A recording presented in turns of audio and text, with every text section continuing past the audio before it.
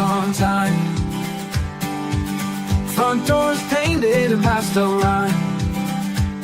The smell of coffee drifts through air so kind. Kids on bikes and dogs that bark. Chalk our sons on the driveway park. Every corner's got a story spark. Welcome to the Comicsgate Suburbs, where the smiles bloom like flowers absurd. Come on in, yeah, leave your troubles unheard. Welcome to the Comicsgate Suburbs. Welcome to the Comicsgate Suburbs. Fence is white and hard to glow. The evening's hung with the golden show. Street lights winking like they know. Barbecue smoke in the lazy breeze. Laughter tangled in the willow trees. This place will put your soul at ease. We've got tales to spin and jokes to trade. Life's a page where memories are made. Oh, oh, oh, oh, welcome to the Comicsgate Suburbs, where the smiles bloom like flowers absurd. Come on in, yeah, leave your troubles unheard. Welcome to the Comicsgate Suburbs. Welcome to the Comicsgate Suburbs. Barbecue smoke in the lazy breeze. Laughter tangled in the willow trees. This place will put your soul at ease. We've got tales to spin and jokes to trade. Life's a page where memories are made. Ooh, ooh, ooh.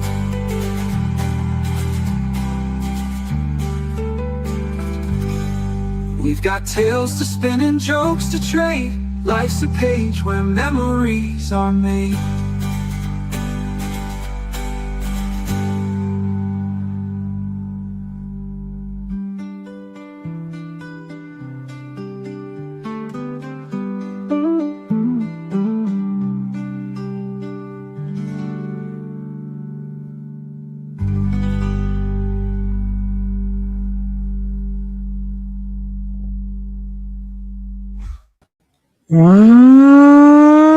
What's up, meatbags? It's the often imitated, never duplicated, bad guy, bad dude, bad actor, Chicano Stanley, chosen one of CG, Frog, motherfucking Tony. TJ, you didn't interrupt me today, and I lost my train of thought. Somewhere along the line in my whole opening monologue there, I lost my train of thought. Well, you were expecting me to interrupt you. I think I was. I was anticipating it. It was right there, and I was like, oh. You're on standby. What's up, everybody? Welcome to the CG Suburbs, the Comicsgate Suburbs. That's right. We're back once again. We're back every week. We'll be here until the heat death of the universe, promoting comics, talking about comic books and comic book related materials. TJ, we got a lot of things to talk about. We got some interesting things to discuss here.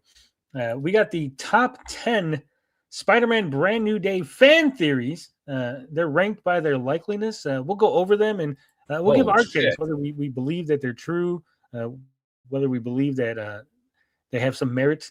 There's a rumor about why Marvel is delaying the decision to split Secret Wars into two movies.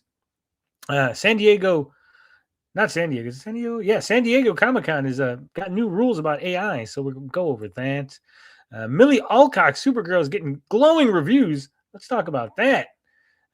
She looks a little weird. Let me just say that out now. I think Millie Alcock is a very pretty woman, but there's like one shot in the trailer where she looks kind of manly, kind of like the way her body is framed. She's got like this weird squarish look to it. And then also, just like at the top, just like what it says in the show about Wonder Man, is Wonder Man doomed? Well, we're going to talk about the new rumors about his future after the show. So A lot of things. And of course, we'll be promoting some comic books and some comic book campaigns here and there. So got plenty of things to do. But before we get to all that, TJ, what have you been up to? You've been reading comics lately? You've been doing anything controversial, causing problems? Well, there was a lot of that, but pissing people off. But I will say this: I finally read. See, okay, how do I introduce this shit? Do you remember the time when you said that comic books need to have an ending? Right? Yeah. Like all these series, everything. Okay. I finally found the series that actually delivered on that. And that's actually Hellboy. All right. So Hellboy goes to hell. That's the actual ending of it. Like he goes through the Dante's Inferno shit, and then he meets all his villains there. It's great. Like all the villains he beat, they're all like, taunting his ass. For some reason, it ends in a Ragnarok style ending. It's a whole apocalypse. That's it. You're done. Bye-bye. No more Hellboy from now on. That's the end of the story, right? Then it goes to Frankenstein, a side character from the Hellboy series. Like he's the character you go after, you're going after, so you can see the aftermath. But if you want to keep continuing reading Hellboy, there's Hellboy and the BPRD, which is supposed to be like the prequel to all this shit. They solve the problem, see? The story has an end. If you want to keep continuing, they have a prequel series. Clever shit. Lots of people were disappointed at the ending, though. I'll say that much. Samba Gogo says TJ had a happy ending. Now, was your ending happy? Well, I liked it. I was kind of afraid of reading it. I was avoiding it because I didn't want the series to end. I was like, oh, man, I want more Hellboy. Come on. I was finally brave enough to open the damn book and read it. It's crazy. Any other interesting things going on, TJ, while I pretend to listen so I could type something up on Twitter? Oh, shit. Not really. Still drawing the damn book. Our book needs an ending, okay? I'm getting there. As I'm waiting for Finbar to deliver more pages of, Frogman beating up Nightmare. Well, I think you guys were confused. I didn't say comics need an ending. I said they need a goal, right? Because look at One Piece. Mm. One Piece hasn't ended, right? It's been going on for years. Right. But it has a goal. There is a clear goal, finding the One Piece, right? Whether it takes 1,000 issues, 10,000 issues, or 3 issues, you know what the goal is, right? So that's always like the driving factor, the thing that's moving the plot forward. For American comics, the goal is usually fight crime, and that's a nebulous goal, right? Like that's why like stories where you have like extreme heroes, like for instance, when the Squadron Supreme was like, hey, our goal is to fight crime and to end crime, so let's just take over the world, because that would solve the problem, right? Because that's our ultimate goal is to make sure there's no crime, right? So if we're in charge, there's no crime, right? Right. That's why it kind of makes sense. But like, what is Spider-Man doing to end crime? He doesn't do anything to prevent crime. He doesn't do anything to, improve the circumstances that cause crime. He just kind of fights it whenever he gets a chance, right? So it's like there's no real goal. I mean, that's why like the Hulk, at one point his goal was to cure himself of the Hulk, right? So regardless of the shenanigans going on, you know that he's always trying to look for a cure. And then somewhere along the line, they just kind of forgot that, right? So I think like having a goal, a real defined purpose for your character will do a lot to getting people interested, right? Because again, there's always that the end in sight, right? Even if the end keeps moving and it's just out of reach, you know it's there. You have to have a plan. Okay, like this is why, for example, Spider-Man, they're always afraid of shooting the trigger of him getting married. Doesn't need to be a Mary Jane, like anybody. You need to have a plan. Okay, he gets married. What then? What's next? What does he come up with? What kind of challenges will he face after that? They didn't want him married because they said the fans didn't like it because they're not married, right? We want him to be like our fans. They're incels. Fuck them. They don't have women, so we can't give Peter Parker a woman. It's like anime. That's why anime is shit, because they all make their shit for incels again. Stray Bean says Western comics are kind of like J.J. Abrams' mystery box story when you think about it. Just teasing. True. Yeah. So speaking of Stray Beans, Stray Beans has come to me with an idea to do something within the universe, within the sandbox. You know, to steal Eric July's phrase, we got a sandbox. Sandbox it is. Sandbox it is. And Stray Beans is like, hey, I got an idea that would that I think would be cool for your sandbox. And so we're working on a little something, a little side project with Stray Beans, and it's allowing me again. Stray Beans. We'll say it like this, okay? So in the Frogman universe, the main like Avengers team is the Titanic 10, right? But obviously, there's other teams, other things, right? And so Stray Beans' idea involved. He's like, hey, what if this happened, right? Involving the Titanic 10. I was like, no, that wouldn't work because they're not a government sanctioned team, right? They're not a team of government heroes, right? So I pitched, instead of that, I said, hey, we have this other team, the US Abnormals, right? They're like the government sanctioned US based team, right? And he's like, okay, yeah, that would work, right? That still works with the idea you got. So I have to fast track because I had something in mind for the team, but now to fast track it, because again, we were like, hey, down the line, you know, things would be mentioned, but like not necessarily focused on, but now like to focus on this in the side project. So I'm sitting there throwing out, he's like, oh, so you got bios and stuff for the guys? I'm like, no, we don't got none of that yet, right? Like we haven't put any of that to paper yet. So I'm putting to paper all the bios and stuff for these characters. And I'm sure Stray Beans is like, yeah, you know, just give me a little something, right? And I'm writing these like fucking paragraphs, right, TJ? I'm like sending like these huge fucking things. I'm like, we don't have our own Bible, it is. No, we don't. My Bible is everywhere. It's like pages here, pages there. But I'm looking at the characters that I'm making and the little things. So it should be good. It'd be a nice little addition, I think, for the Frogman universe. And I've said it before, right? Other people have tried to pitch things, and sometimes it works, right? Sometimes like someone will come with me like, "Hey, I got an idea," and I go, "Yeah, that works." You know, try to develop it, see what you can get more, right? I'll obviously add any criticisms or I'll guide you. How to operate it within the universe, right? But I mean, it's your idea. You could pitch it and you could do it, right? And then sometimes people will come to me and they'll say, "Hey, I got this idea," and I'm like, "Yeah, we already thought of that thing, right? Like that particular thing that you've come up with, we've come up with our own version, and so we're kind of going to stick with our version, right?" So we're always open. We're open to ideas. We're open to people who want to play within the universe, who want to. Even if you don't have any art skill, even if you're like, hey, I got no art skill, but I have an idea for a story or I have an idea for a character or for something, we'll definitely, I'll take a listen. We'll talk about it. If we can get you to find an artist, right, and say, hey, I can direct you to a couple, or if you could find somebody and we can make something happen, I'm all for that, right? Even if it only ends up being like, hey, I created a character, it'd be cool if you threw him in your book, right? Even if that's the extent of it.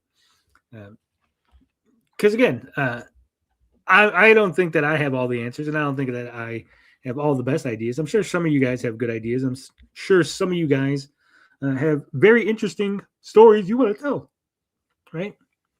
So, and I always have fun. I have fun talking comics, creating comics, talking storylines, and throwing things back and forth. And like, how about we do it like this? Or how about this? Like, how, So I think that's really fun. Like when people talk about like the easy part, the creative stuff isn't easy, TJ. I think it's just fun, right? I think that's why maybe some people think it's easy, right? Yeah. Like pitching ideas. Yeah. Pitching the ideas is super fun. That's obviously easy. Just, hey, here's an idea. Like there's a giant monster that attacks the city. Yeah, that's a great idea. Now elaborate on it and make it work and fit within all the parameters. That's the hard part, right? The execution. Yeah. But yeah, I'm definitely loving this, having fun. I've always, I love Stray Beans' artwork. I've always said that he should do his own comic or something. So, to work with him on this would be pretty awesome. So I'm excited. I'm ready to go with this. With that said, TJ, what do you want to start with? Good job. Wonder Man. All right. So I love how you're like 5 minutes behind. Yeah, my jank internet is at its worst. Marvel officially addresses Wonder Man's MCU future after Disney Plus series. Is Avengers membership on the cards for Yahya Abdul-Mateen II's Wonder Man? So, man, they're asking even before the series has even aired. TJ, we're going to find out whether or not he's going to be worthy of Avengers status. That's kind of weird. I mean, we don't even know how the series ends. So just for Marvel to even make a statement like this seems awful weird. It seems to me they were working on this show before all the Kang stuff happened. I forgot the Jonathan Majors stuff showed up, right? They were like, oh, he's going to be in the Kang dynasty, that type of thing. But then all that happened, and now we're doing Doomsday instead. And they can't figure out how to fit this guy in. The Tommy Jordan says, I'll wait. What are you waiting on, Tommy Jordan? He's waiting for me. He's waiting for my internet to work. He's the other man. We got too many TJs. The TJ, Tommy Jordan. Writing comics is super easy, barely an inconvenience. Yeah. It says Marvel Studios offered a glimmer of hope for Wonder Man's MCU future. Yahya Abdul-Mateen II's Wonder Man will debut in the MCU's second ever Spotlight project, distancing itself from the baggage of the franchise's 8-year history in favor of a more standalone story that happens to bring back Ben Kingsley's Trevor Slattery from Iron Man 3. Now they're calling it a Spotlight project. It's not a series. Because I don't think Riri Williams was a Spotlight project, right?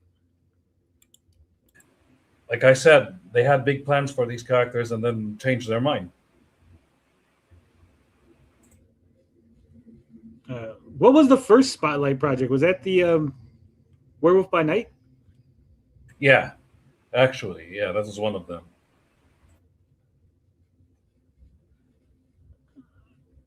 No, that's the only, because there's only two, right? No, Echo. Echo was the first Spotlight. Echo, right. Yeah. That's weird. I told you. They had big plans, and then, this is shitty booking if you want to tie it back to wrestling.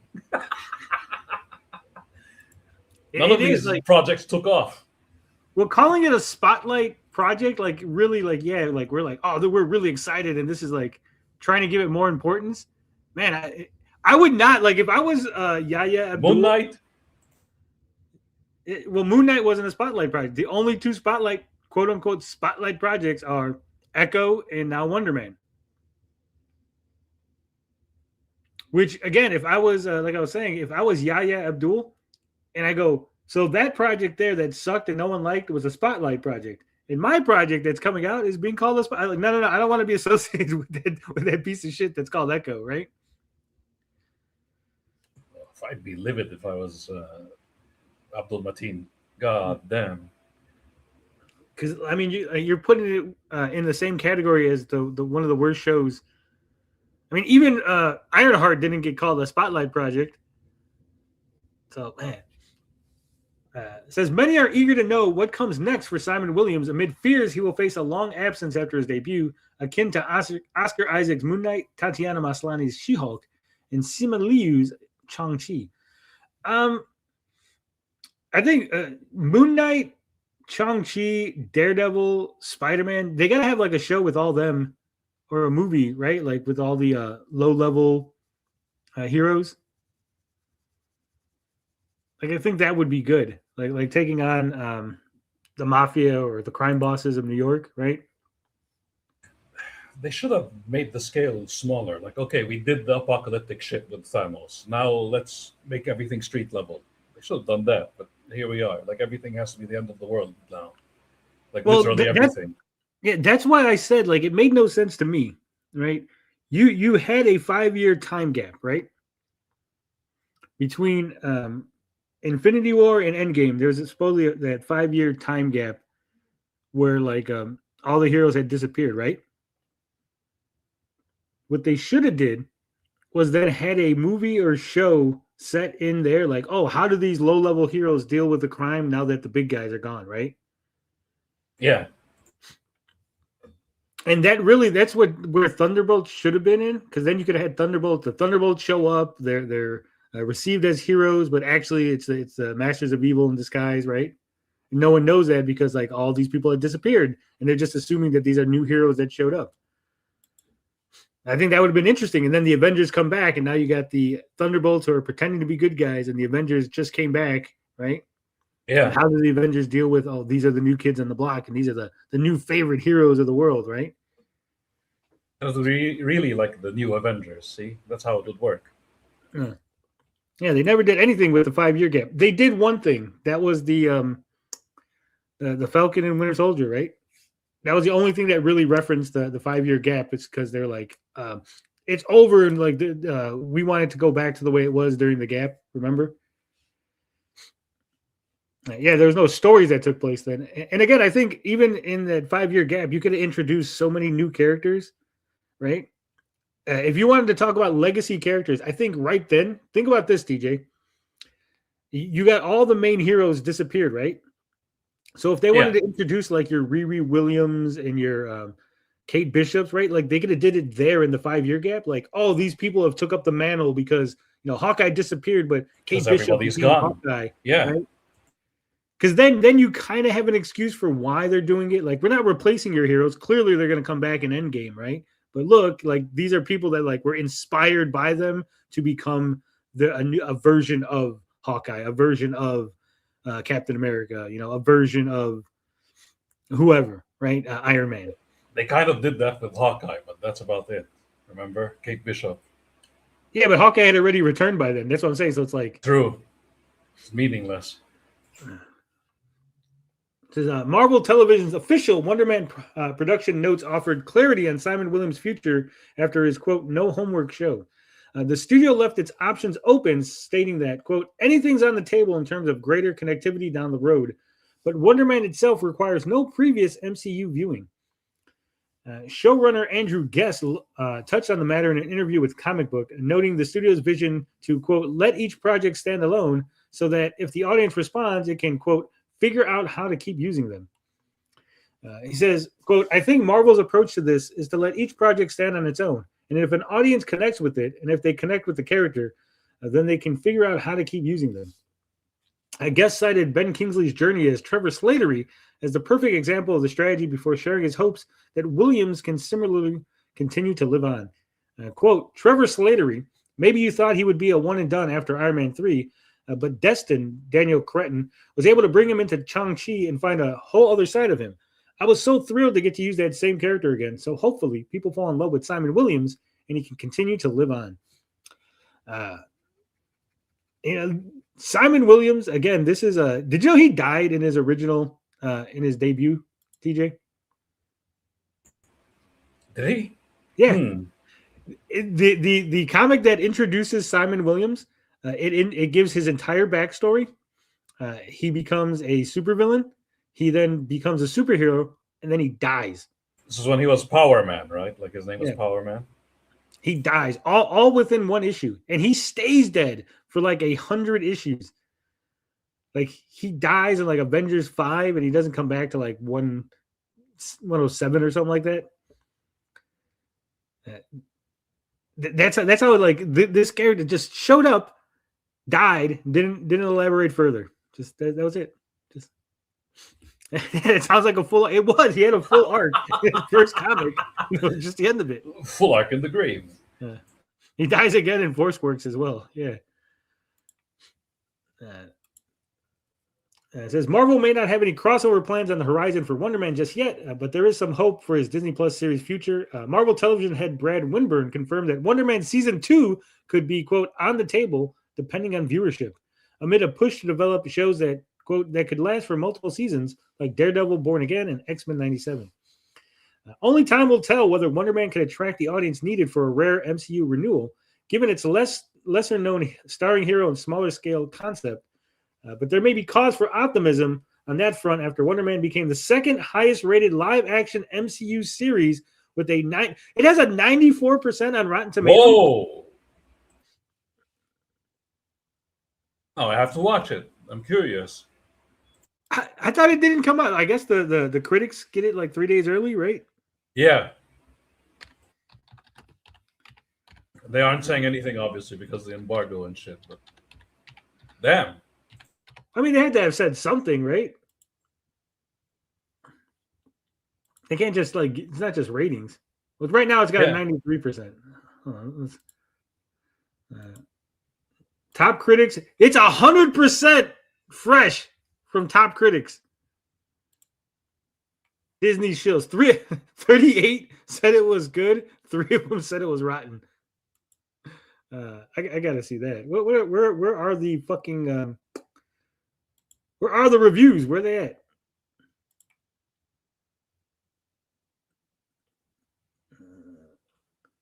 So we got ratings, but we don't got no fucking no reviews. Okay, so it drops January 27th. Yeah, but if there's ratings, that means there has to be reviews tied to them, right? Like, am I missing something here? Yeah, you can't just drop the rating without saying, okay, there. I had it's so stupid. It has a main page, and then they have to go to the season page, even though there's only one season so far. All right. Where's the view? Oh no, that's not that. View more. Here we go. I hate this fucking thing. This guy says he gave it 1 tomato. Wonder Man puts so much heart behind the comedy and crafts a captivating, compelling story that is undoubtedly a standout. From Geeks of Color. Says fresh. Julian Roman says Wonder Man is the best Marvel television series to date. That's high praise there, TJ. It's a bold statement. We're so back, bro. It's exceptionally creative and bold while being fun and entertaining. Yahya Abdul-Mateen and Ben Kingsley deliver superb and incredibly nuanced performances with a magnetic appeal. Matthew Simpson says Marvel's critics and fans alike have been asking the studio to try something different for years now. And while they have experimented with tone and genre to some extent, Wonder Man represents the biggest departure to date. I have a feeling that good reviews, even if the show's good, right? Like, let's say even if the show is really good, right?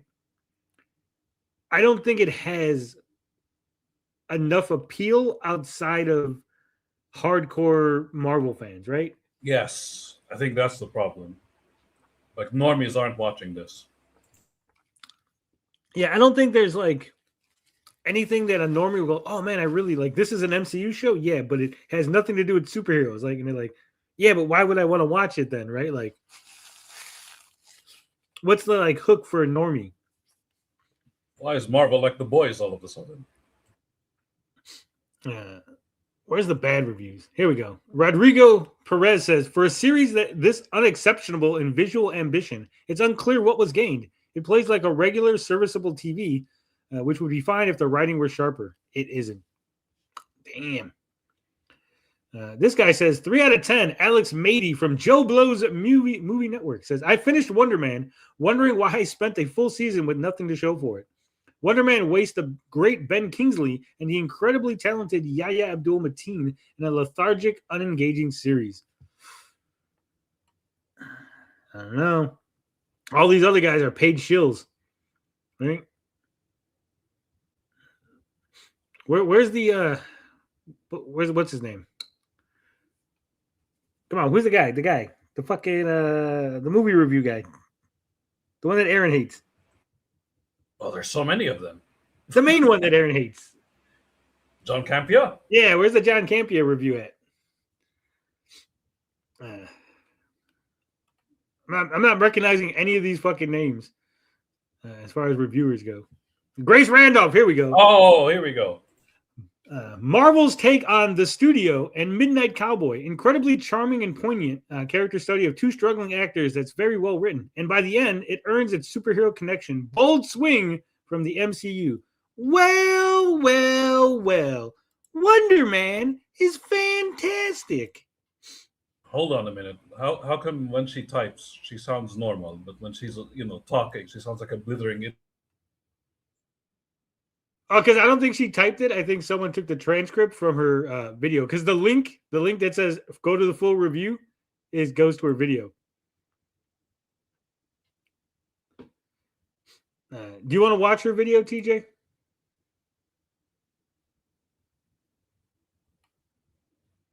I'm going to take that as a no.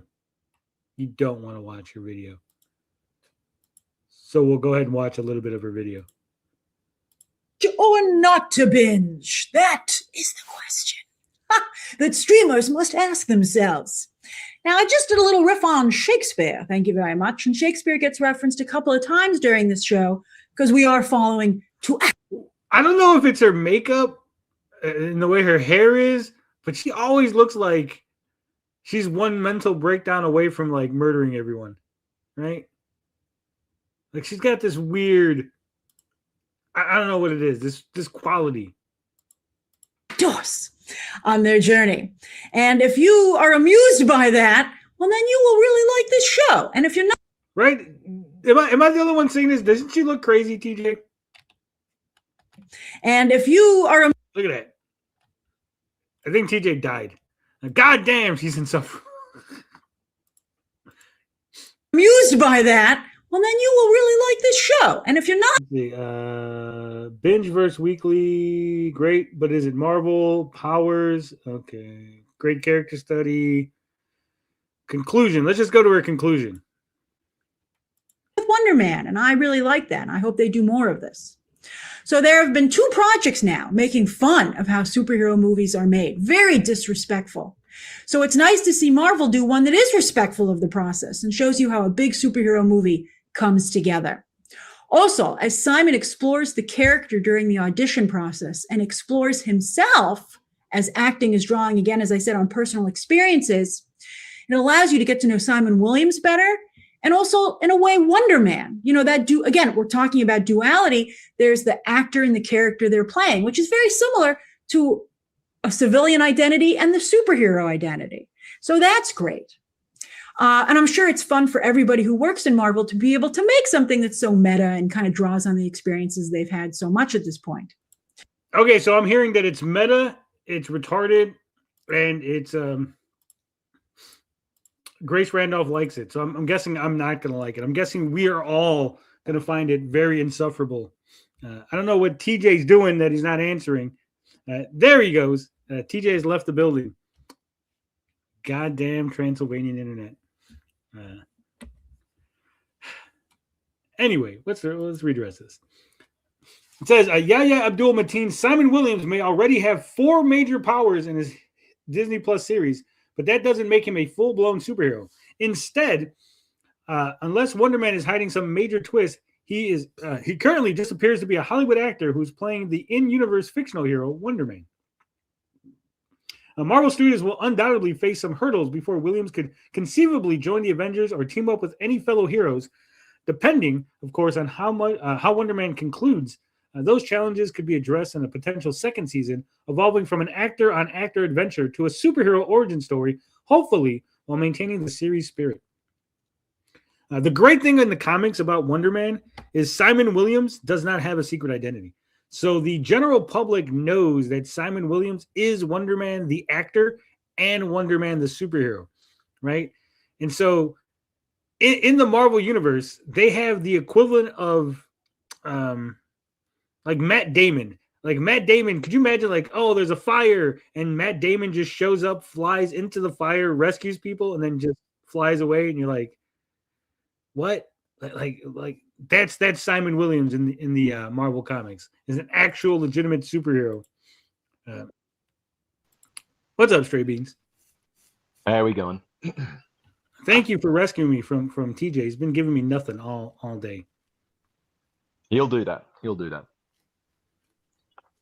I gotta say, I had no interest in this at all until they said it was about superhero movie making. And if they actually do kind of like poke some fun at the Marvel filmmaking process, that could be cool. If it's just a pastiche on Hollywood, I don't give a fuck. But if it is more about actual Marvel movies, that might be interesting. Well, I have a theory on that, Stray Beans. Mm-hmm. My theory is that they're going to make fun of the audience for not accepting Simon Williams, a black actor playing a white superhero named Wonder Man. Yeah, I hope they don't do that. I have a strong feeling they're going to do that. And that's when she's talking about like what it takes to make a movie. They're going to be like making fun of like, oh, people just think that we just like draw names out of a hat or something. But like we do this deep dive into like what it takes to be the character. And we didn't just pick a black actor to check a box. We auditioned all these other white guys that just weren't good, right? Like I have a feeling they're going to have a bunch of white actors come in and read for the part and like just be terrible and like, oh, look how bad these white guys are, but the black guy came in and he nailed it. And that's why, see, that's what Marvel does. We audition only the best. That's what I have a feeling is going to happen. Maybe. I don't There think is a possibility that the director is the villain because he's like Martin Scorsese. Remember the pure cinema meme when he was ragging on the MCU? Yeah, I have a feeling that these Marvel writers. I mean, look what She-Hulk did. She literally wrote the bad guy of the series to be what she thought the audience was going to react to the show before it even came out. Yeah, that was horrible. That didn't even make sense, really. Yeah. So and they had to do the literal Deus Ex Machina to make sense of the actual story with the robot coming down and explaining stuff. The Feige bot. Yeah. You fucked up when you have to have a literal Deus Ex Machina in your story. So what have you been up to, Beans, before we continue on? How you been doing? Well, it's Australia Day. Is it? Yeah, so I flew back to my hometown, visited some of my mates. I went for a massive bike ride with some of them yesterday, so that was cool. And now we're just chilling out at home because it's very, very, very hot. It's 42 degrees Celsius, and I'll tell you how much that is in Fahrenheit. One sec. In freedom units, how many freedom units is it? It's a 42 Celsius is what 32 whoppers hot. That's how hot it is. Yeah, it's a Royale with cheese. How many Sydney Sweeneys are we talking? Is this a 2 on the Sydney Sweeney scale for hotness? Could you imagine if instead of degrees we just said that like on women? Like, how hot is it outside? Today's only a fucking Scarlett Johansson. It's fucking Scarlett Johansson out right now. No, boys, it's cold out there. It's Kathy Bates. It's a real Kathy Bates day today. But it's 108 degrees Fahrenheit. So that's how hot it is. It's 7 degrees where I'm at right now. 7 fucking degrees. Yeah, that's cold. And that's not including the wind chill. With the wind chill, I think it's actually down to like -4 or something like that. Brutal. Although I will say I prefer the cold to the hot. Apparently, Texas is having storms that are shutting down the power out there. So, at least we don't got that. They're having a real roast out there. I'm not used to cold weather.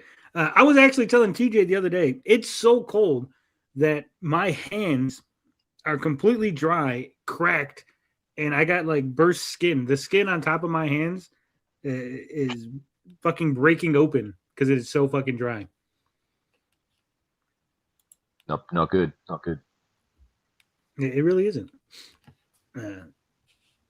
Anyway, it says fans may just be preparing to meet Williams now, but for Abdul Mateen, His MCU tenure has been on hiatus for some time. The actor shot Wonder Man in Los Angeles from March 2023 to April 2024, with a pause in the middle due to the Hollywood strike, meaning he wrapped his Disney Plus show almost 2 years. I didn't even know this was done 2 years ago. That's not a good sign. Oh, that's definitely not a good sign. I thought it was delayed and never shot. I didn't know it was like shot and like, because that's what happened with what the hell, Ironheart. It was shot and delayed. It was delayed so much. I don't know if you watched the What If. Did you guys watch the last season of What If? Absolutely not. Okay. I think I watched the first episode and I was like, nah, not for me. In the last season of What If, there's a episode where they're fighting a villain, and the villain turns out to be the Hood, right? Yeah. But they don't introduce what the Hood is or what their powers are or nothing, right? Because that character was supposed to already have debuted in the Riri Williams Ironheart show, because the Hood is the villain there, right? So you would have known who the Hood was going into What If had you watched Ironheart, but Ironheart hadn't come out yet. So the Hood shows up and like you have no clue. Like if you have no knowledge of the comics, you're just like, who's the Hood? Why is this, like, what the fuck's going on, right? Like it makes no sense. Yeah. Imagine the animators. There's no way we will animate this before the fucking live action thing comes out. Like, how long does animation take? But they actually did. That's crazy. Yeah. Well, because they had Riri Williams all done sitting in the can, and they just never released it. And the fact that they've never released this, and it's been sitting in the can. The other thing is, how does it fit into the MCU? I know this is like standalone or whatever, but I'm sure there's references to something, to events. So if it's like referencing like events from like movies of 2 years ago, that's going to be weird, right? It will be. Hopefully there's nothing in there that dates it. There's no like, oh, don't forget, it's almost 2023, right? Like it's going to be 2024 next year. So you got to like get this done this year. There's got to be, if there's no line like that, it's good. But if there's a line or, a headline where it says like the newspaper's date and it shows that it's like 2 years ago. Yes. If he says skibbity toilet or something like that, you're in trouble. Those damn skibbity toilets. Carlos says, I'm in Southwest Houston, 25 degrees, but low will. It says, for now, Wonder Man's viewers probably shouldn't expect to see any Avengers, Doomsday, or Secret War teases in the Disney Plus series, nor does it seem likely he will join Earth's Mightiest Heroes anytime soon. Unless something changes, he may not be seen again until Wonder Man Season 2, if it gets renewed at all. One pitch has the Hollywood-based Wonder Man crossing paths with other heroes, such as She-Hulk, Shang-Chi, Ant-Man, and War Machine, to form the West Coast Avengers, an alternate lineup for the A-list team located in Los Angeles. So yeah, I don't think Ant-Man's the odd man out in that. If you really think about it, like She-Hulk wasn't well received, Shang-Chi's kind of not well received, War Machine's like an afterthought, but Ant-Man's at least well liked. Paul Rudd's like well liked. People like him, regardless of that movie being bad, right? Right. I think the first Ant-Man's awesome, man. Like the last two were terrible, but the first one's solid as. I don't think the second one's that bad. Well, yeah, the third one was horrendous, but yeah. Yeah. The third one was pretty fucking bad. I'm not even gonna lie on that. All right. You know what's not bad? What's that? Cyberfrog on eBay. Guys, you can go to Ethan Van Sciver's eBay store right now and you can pick up some Cyberfrog comics, some all caps merch. Look at this. You got Ethan Van Sciver's original cover art. Right now, look at this original art, Cyberfrog over the Pine Barrens. It's only at $205, guys. That's a steal. His other art, the original cover for Silence Do Good's going for $1,200 right now. But the Cyberfrog original piece is only at $205. I think that's a steal. Get yourself a look at Fort Salamandroid Mega Mug, 16 ounces, $5, $5. You can't beat that. I might pick that up. I might get myself a Salamandroid mug. $5. That's cheaper than my mugs, and my mugs are order on demand. Man, I tell you what, watching Ethan draw recently, where he lays down those perspective lines, and then he sort of like just does a very loose, like light blue drawing and goes on it with a pen. It is like, that is insane. Like, just what he can actually like visualize and pull out very easily and very quickly. Very, very impressive.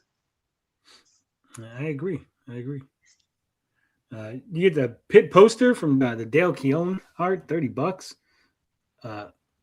Why has he still got Black Friday sales? Apparently, there's still Black Friday sales, guys. Get them before Ethan realizes he's still got stuff on sale for $5. He makes 10K a day from this storefront, I think. Probably. Back end sales, mate. Back end sales.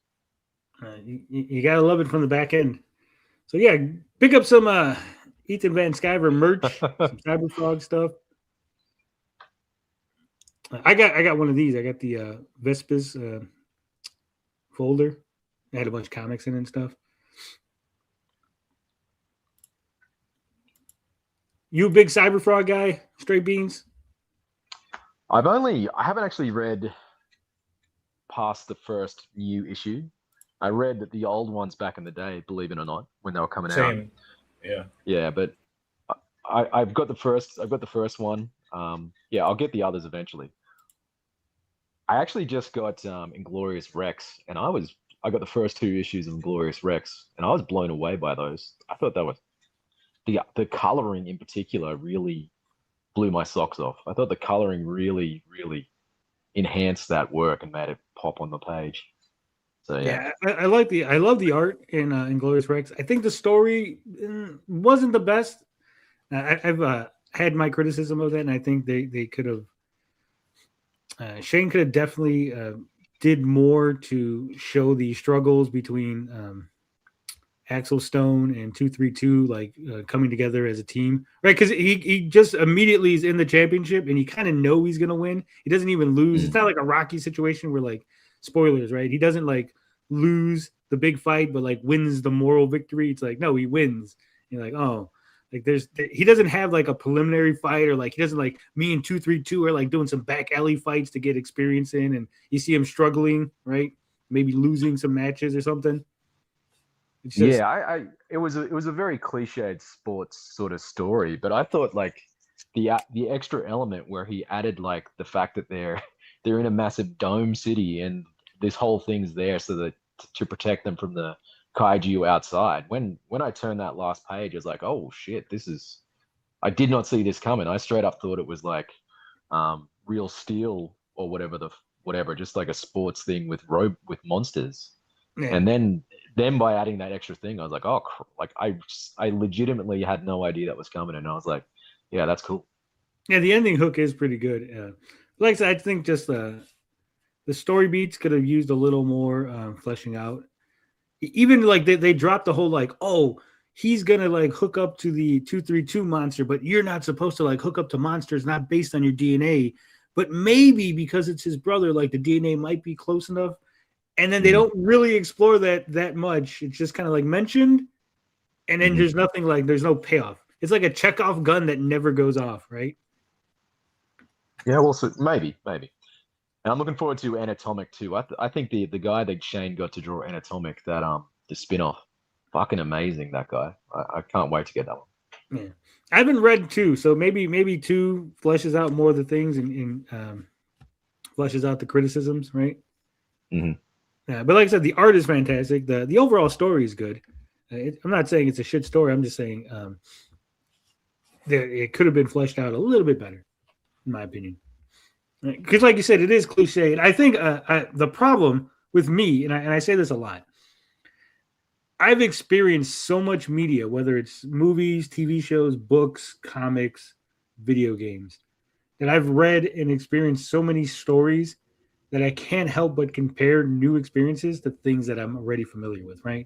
Like this has elements of Arena in it. It have elements of Rocky, like you said, Real Steel, that Twilight Zone episode that the Real Steel is based on, other fighting movies and stuff. So it's like, I see how it's done here. I see how it's done there, right? So I'm like, that's why I'm so nitpicky at things, right?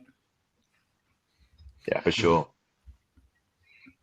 You gotta feel bad for writers and stuff like that who have to contend with there's nothing new under the sun. How do I spin this? How do I put an extra twist on it? And to do that, actually, that's a very, very difficult thing to do. It really is. That's why, like, a lot of times, if I do, like, when I review stuff, I always talk about the two perspectives, right? I'm like, if you've never seen anything, right? Like, if you're not familiar with Rocky, this is going to be, like, really exciting for you because, like, this is your first experience with that type of story, that type of, underdog comeback type thing, right? But if you're familiar with it, then it's not going to hit you as hard. It's not going to give you the same impact, right? So Totally. But I sent you a bunch of stuff. You've seen the things that I've been sending you. What do you think about those things? Are they what you've been looking for? Do they help out with your? It's definitely a good starting point. We'll flesh it out and we'll see what happens. See where we go from here. I said, we haven't. I just sent a bunch of stuff. We haven't really talked about it. None of that stuff was put to paper. So what you're seeing is like first draft, like put to paper versions of those characters. Yeah, cool. Well, thanks. Yeah, you saying it like that, Stray Beans, really gave me a lot of confidence. You're supposed to be like, oh my God, you're so awesome, Tony. I love your writing and you're the best ever. No, it's all good stuff. It's part of it. It's just the collaboration, like. That's not how this is done. I'm Eric July. You're supposed to like tell me how awesome I am. You are the Hannibal to my blah blah blah, and you crossed the Rubicon, and whatever the fuck. So yeah. This is why I'm Bob Kane, and the rest of you guys are gonna get Bill fingered. Okay. Damn it. Speaking of getting fingered, DCU's Veterans as Millie Alcock's Supergirl is awesome. Glowing review. Oh shit. What are you guys thinking about it? I seen the trailers, seen a couple of things. I mentioned earlier, there's like one or two shots where she looks kind of manly, right? Yeah, physically she doesn't really match what I think of when I think of Supergirl. Like that. Who was the Supergirl from the 80s? Helen Slater? Is that right? Yeah. Yeah, she in my mind, she seems much more like a Supergirl, where tall, statuesque, kind of got like that more, I don't know, angular face. This actress kind of has a very soft, round face. True. Where Helen Slater kind of had that more, angular, like kind of like a model sort of face. So yeah, like kind of strange like that. But yeah, it all comes down to performance too, right? Like if they can embody the character, then who gives a fuck? Like you look at Hugh Jackman. Hugh Jackman looks nothing like Wolverine, but he fucking nailed it. So it doesn't matter. Yeah, Helen Slater was also 80s hot, so that really helped. Yeah, she was Buffy too, right? The first Buffy. No, wasn't she? No. Oh. Mandela effect, maybe then. That was what's her name? Fuck. The first Buffy was. She's a pretty big actress too. What the hell's her name? Now you got me down a rabbit hole. Do you know what I learned the other day? Rob Liefeld's married to an actress that was on Saved by the Bell back in the day. Which one? I don't know, but she's like she's the wife is part of triplets. So there's three of these actresses that all look the same. She's not like the actress wasn't like one of the main cast, but she was just like a recurring character on the show. Tori, she's married to Tori. Yeah, maybe. Because she's the one that she was on Saved by the Bell and the last season, and I know she has she's a triplet. Yeah, possibly. But Christy Swanson was the original Buffy, sir. That's right. Man, Helen Slater. You really munching that all I up. could have. Yeah. Oh, Is well. Vito in the chat? I have no idea. Is Vito in the chat? No, I don't think Vito's in the chat.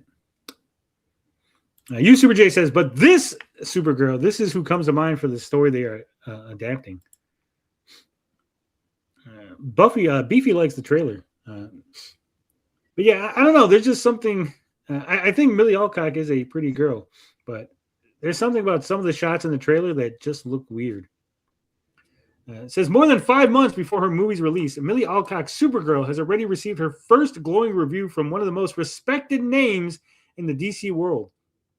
Alcock's Girl of Steel is set to lead her own film, coming to theaters this June, marking the second big screen blockbuster coming from the interconnected DCU. Do you think this was a smart move to be the second DCU movie, Supergirl? Nope. Nope. Definitely not. Yeah, I don't think so either. I mean, Yeah, Superman,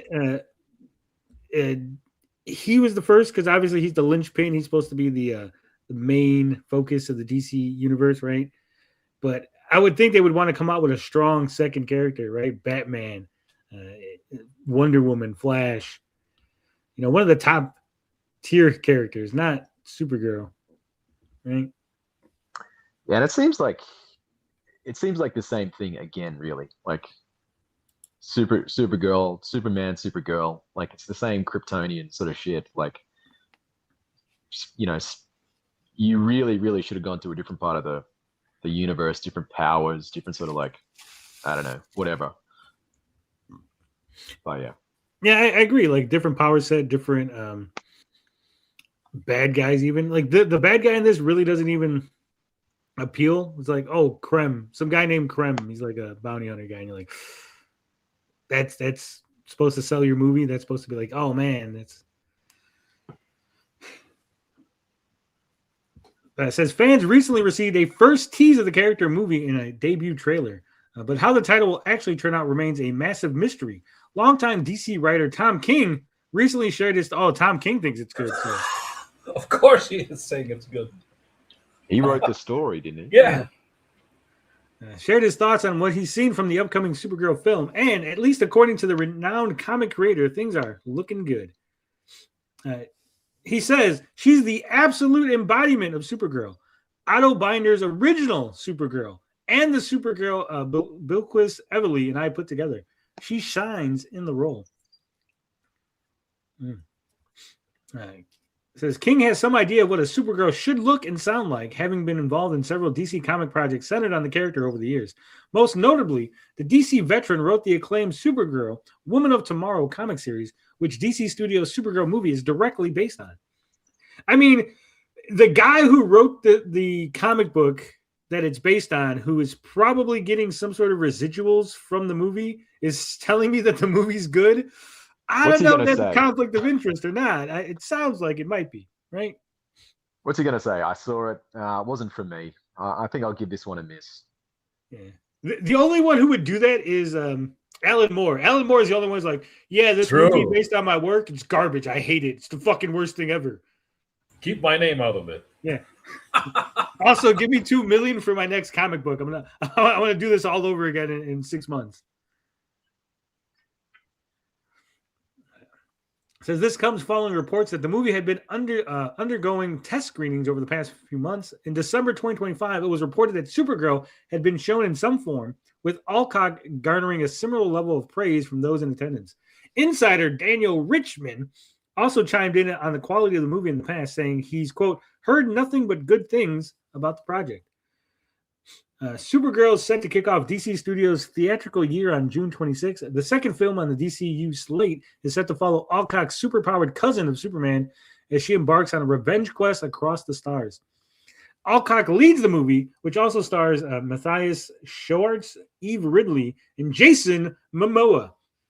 Do you think Jason Momoa was put into this movie to give it some sort of star power? Because I don't think I think this would be like Alcock's first starring role, right? Her first movie that she's leading. Yep.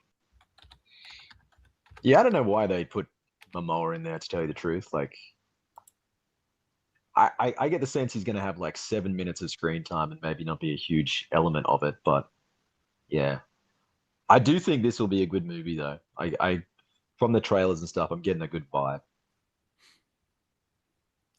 I mean, I think it's going to be a good movie, but I don't think it's going to be like a must see. Like, oh my god, this is like the movie of the year. Like everyone's got to see this. It's going to make $1 billion. No, it's Well, just going to be fun. Yeah. I mean, what did Superman make in his movie?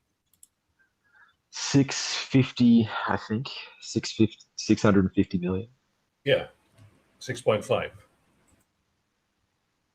6.5 million or 650? There's a big difference between those two things, guys. Answer A. It says the box office was 616.8 million Oh. on a 225 million budget. So Superman didn't make $1 billion. I would guess that the budget on Supergirl's probably got to be around at 150 million on the low end, probably still around 200 on the high end, right? Because it looks like it's got to have a lot of the same effects. It's got the Lobo stuff. It's got to be a lot of CGI. The budget might be a little bit lower just because the actors and actresses in it aren't commanding as much money, right? Mm-hmm. But I don't think there's any. I don't think it's going to make more money than Superman. No, it's not. So we're talking it might make 400 million. It's going to be a really shit showing. That's why. And again, this is not like speaking of the quality of the movie or anything like that. But you know how all these pundits, all these movie pundits are, and you know how people look at the DCU already. So the idea to have your second movie coming out, knowing that like it's probably not expected to make even 500 million, and you're like, yeah, this is a great second showing for the DCU, right? Mm. Yeah, no, they're gonna use the same logic they used with Ghost of Yotai, right? Where it's like it underperformed, you know, because of the marketplace or whatever, because of changing media, and they're gonna take away the it had a female protagonist. That's gonna be what they take away from it. Oh God, yeah, they always do that. Sam Gogo says you're all sounding like Friday Night Tights. No, Friday Night Tights would be like, oh, it's gonna suck and I hate it. I'm like, I think it's gonna be good. I just don't think that it's gonna have wide. Again, nerds versus like mainstream. I don't think it's gonna have mainstream appeal. Normies, yeah. Just think of the normies for a while. Yeah, I straight up think this will be better than Superman. This will be a more solid movie than Superman. I think it's going to be more focused. Again, Superman had all those other heroes in it. He was trying to establish the whole universe and all that shit. And I think this is going to just be more focused tightly on Millie. We're discussing budgets. Yeah, but I'm discussing budgets in the fact that I think this was a bad move because of everyone's reaction to what's going to happen, right? It's inevitable that it's not going to make $1 billion. And so I think people are going to freak out. Hey, Samba Gogo, just buy some of our coffee, okay? Yeah. Buy some of my stickers. You're gonna see the Snyder Bros, the Feige Bros. Apparently, there are those types too out there. They're all gonna freak out about this shit. They'll be like, "See, Yeah, you suck." Yeah. Says to say that fans are excited about Supergirl would be a Kryptonian-sized understatement. Not only is it finally bringing Kara Zor-El to the big screen in her first solo film since 1984, but it also following up on the much celebrated foundation set by 2025 Superman. However, hearing little things like these most recent quotes from Woman of Tomorrow writer Tom King will do wonders for fans, perhaps worried that it can live up to the hype. From what has been officially revealed so far, it seems that at least Alcock's performance as the movie's central hero will be solid. Thus far, the character has popped up in an epic cameo in James Gunn's Superman movie, a blink and you'll miss it appearance in Peacemaker, and of course, the Supergirl trailer itself. Every one of these appearances has felt perfectly Supergirl. I've also said that it's a bad idea to mix all these rated R projects with your PG projects, right? Oh yeah, Peacemaker was a mistake. terrible idea. I mean, Peacemaker would work if it wasn't connected like you know, like Wonder Man, they're saying like, oh, you don't need to like watch any of the Marvel shit. It's just like a standalone. I think Peacemaker as a standalone, like, look, it's a thing happening over there on the side of DC. Like, if you don't watch it, you could still watch the main DC stuff without worrying about it. It's like in the comics, you don't have to read Peacemaker because he really, at least early, I don't know how it is now, right? But like early Peacemaker shit is like, oh, that's happening in the DC universe somewhere over there, right? Like, kind of far removed from the main DC heroes from the Justice League, right? So it's like you don't have to read his adventures to enjoy Superman or Green Lantern or fucking Wonder Woman. But now, like the way James Gunn is like, oh, this is like integral to the DCU and blah blah blah. It's like, oh man, kids are not going to watch Peacemaker and they're going to be lost. Like your main audience is going to be lost because they're put off by this weird fucking like adulty show, right? For sure.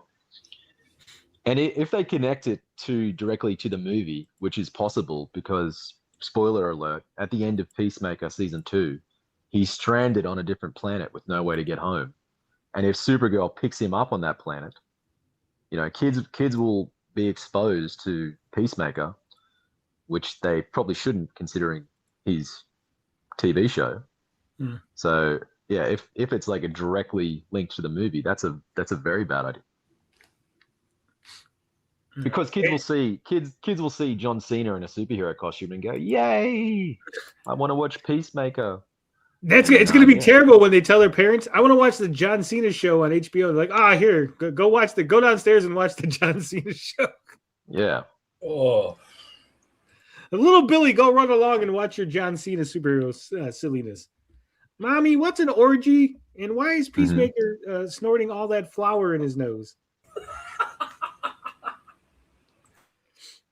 So I think it was a really bad idea to do that. It mixed way too much shit. But hey, maybe I'm wrong. Maybe you know. Hey, I've got a question. I've got a question for you guys. Have you seen Sinners? I have not. I have. Did? So that's got more Oscar nominations than any other movie in Oscar history, right? That broke a record for a number of nominations, more than Return of the King and stuff like that. And I was like, I couldn't believe that. Like, Yeah, that's that movie. Yeah, I really didn't get into that movie at all. I thought it took a real long time to get started.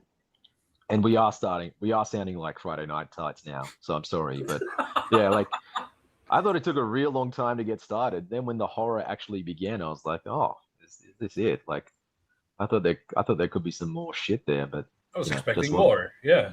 Well, I saw the trailer and I went, oh, so it's just Black Dust for Dawn, right?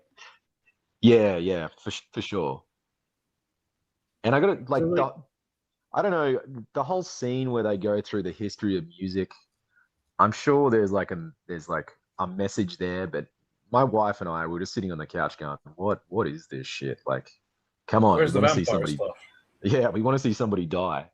So I don't know. I think they're definitely 16 noms. They're definitely fucking gargling some balls and really glad handing this movie. I don't think it again, just from the trailers that I've seen.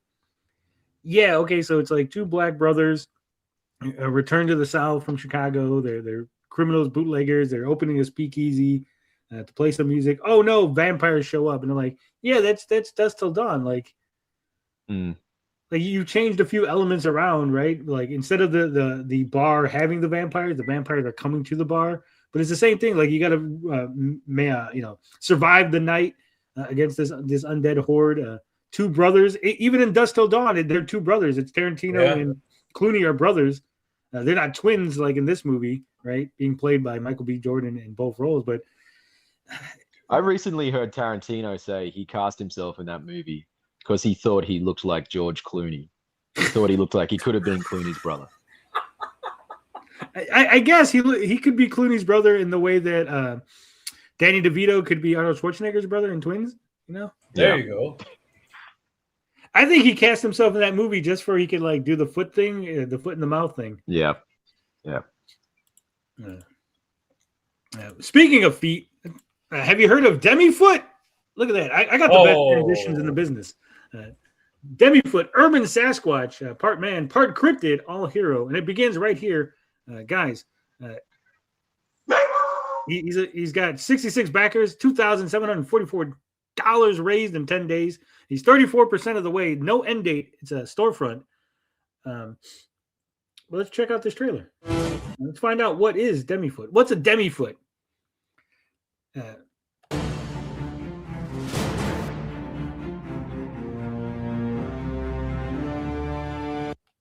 Demi means quarter, right? So he's like 1/4 Bigfoot. Shouldn't he be like semi-foot because he's like half a Bigfoot? They use it like demigod, I guess. Like, you know, 'cause that's a demigod is a thing.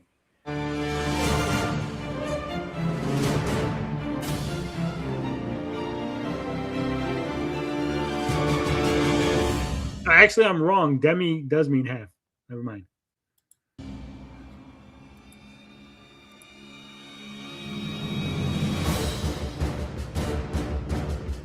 Wait, so if he's a Demifoot, which is half a Bigfoot, so he's just normal foot?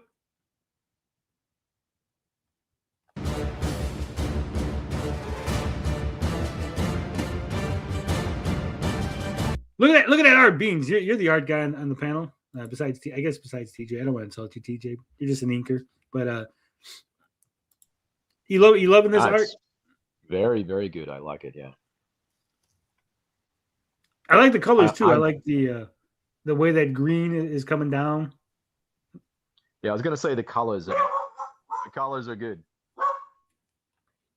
Some madness happening. Was it? So there's some madness happening right here. I'll have to mute myself for a sec.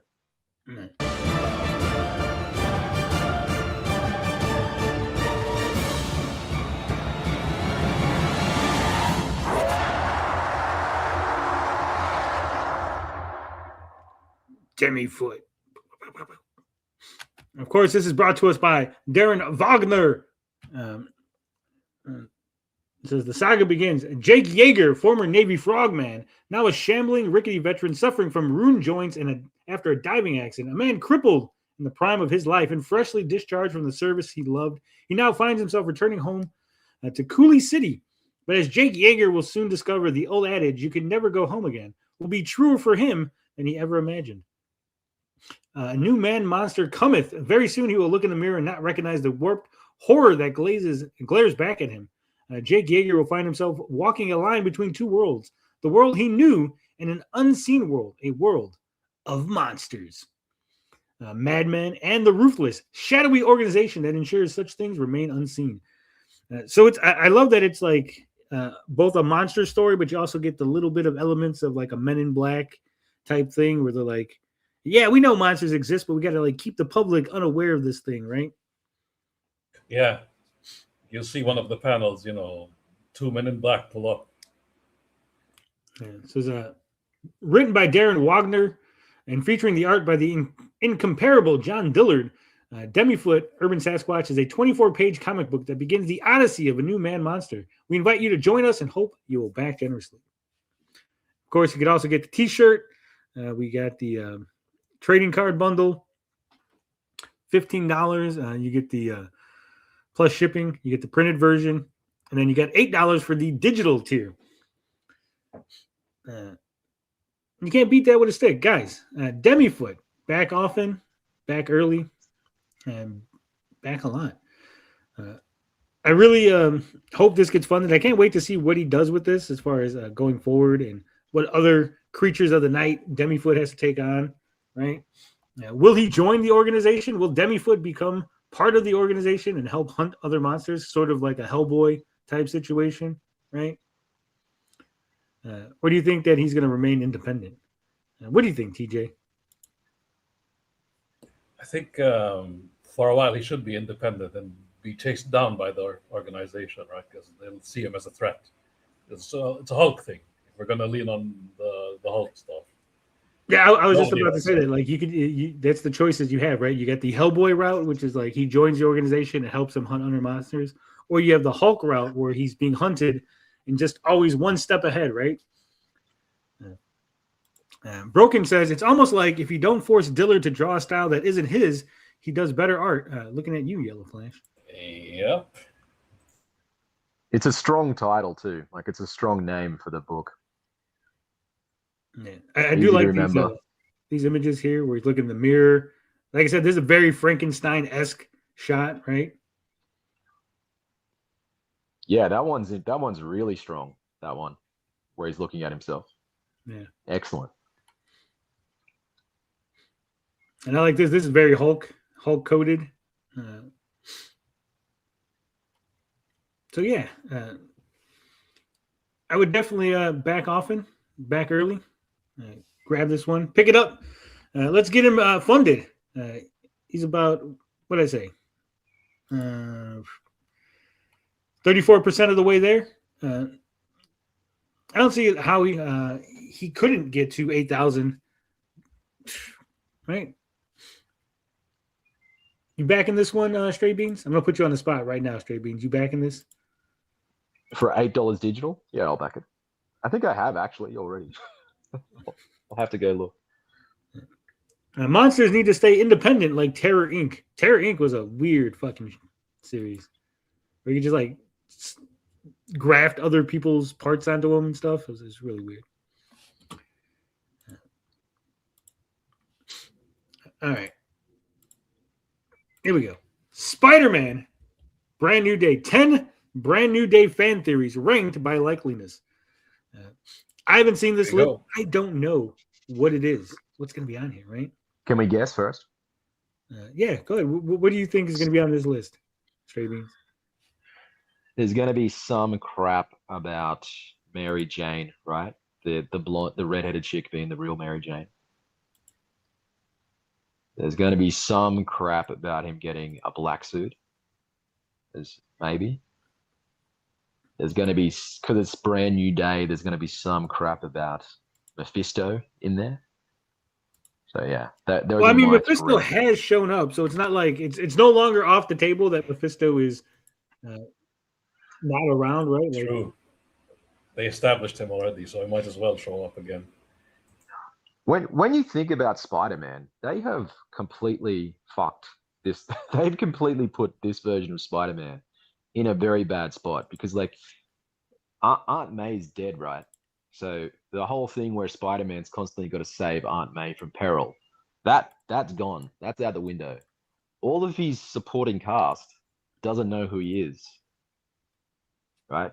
From the end of the last movie, like his love interest, his friends, they don't know who he is.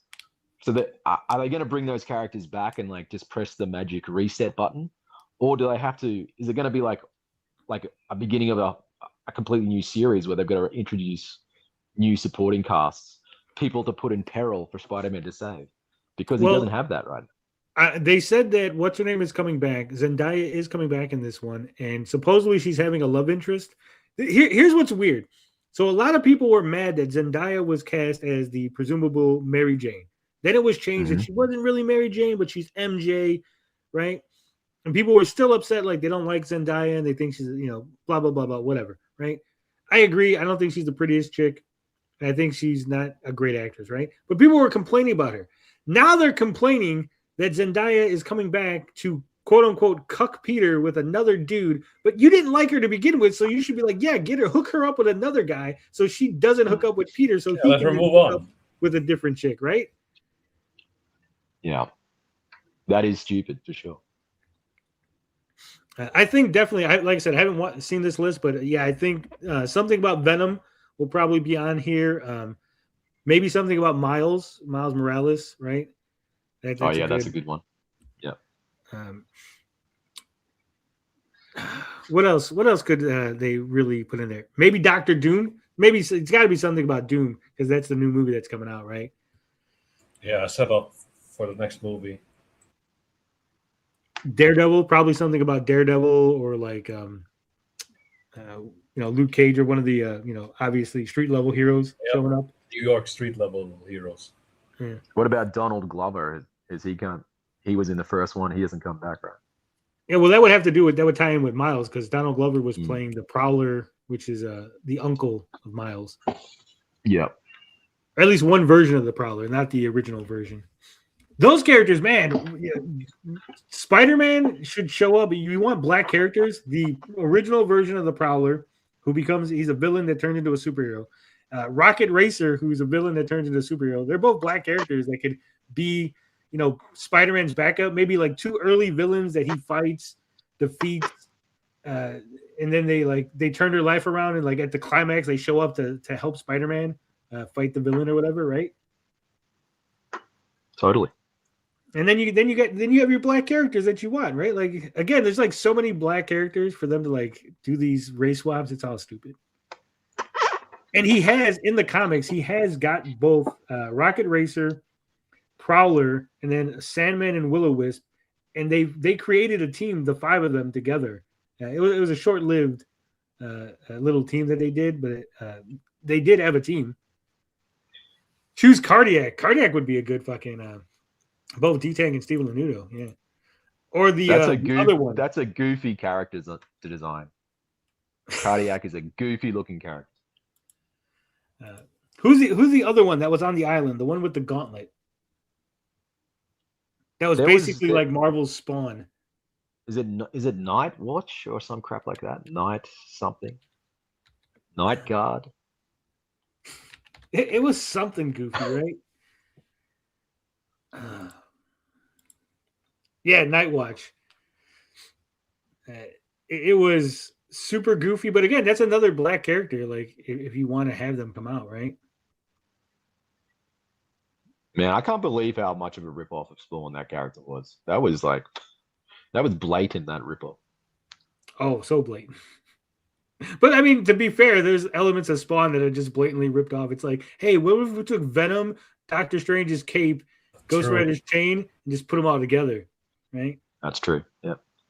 Oh yeah, Night Thrasher is another black character. Rage would be really good because Rage is a 12-year-old kid in an adult's body, right? And so it's like at one point the Avengers are like, "Wait a minute, you're a kid?" He's like, "Well, yeah." They're like, "You can't be an Avengers. You're like 12." He's like, "Yeah, but look at me." They're like, "No, dude, like go home. Like you can't be an Avengers anymore." And that's why he ends up joining the New Warriors. You don't need theories. Grey Hulk is in it. Scorpion is in it. Punisher is in it. I have the leaked trailer. I like Night Thrasher and the New Warriors. They've gone through a lot of changes, the New Warriors, but I think the original lineup was pretty solid. I mean, they even had that one chick with the where her legs didn't work and she had those like arm things to help her walk. What the fuck do they call those?